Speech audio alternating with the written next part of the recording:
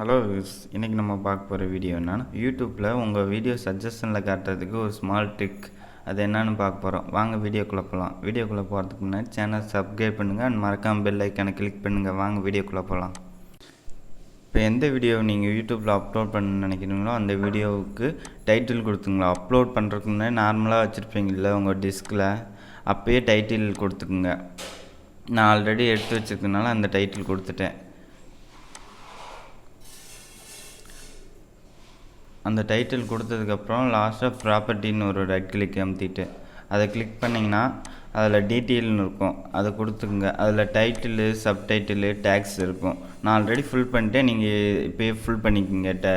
Title, tax எல்லாம் கொடுத்து fill பண்ணிவிட்டு அப்ளை கொடுத்துட்டு ஓகே கொடுத்துங்க.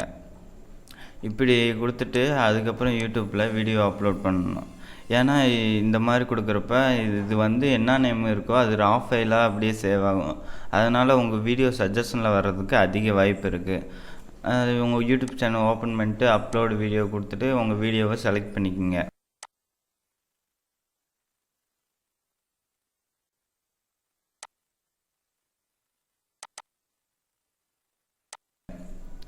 செலக்ட் பண்ணிவிட்டு கொடுத்தீங்கன்னா அந்த வீடியோ கீழே ஃபைலு இதெல்லாம் இருக்கும். அப்போ என்ன மாதிரி நீங்கள் டைட்டில் வீடியோ அப்லோட் பண்ணுறதுக்கு முன்னே வீடியோவில் கொடுத்தீங்களோ அந்த டைட்டில் வரும். அதுதான் ரா ஃபைலும்பாங்க. அப்லோட் பண்ணுற டைட்டில் கொடுத்தோம்னா உங்கள் வீடியோ யூடியூப்பில் சஜஷன் வர்றதுக்கு அதிக வாய்ப்பு இருக்குது.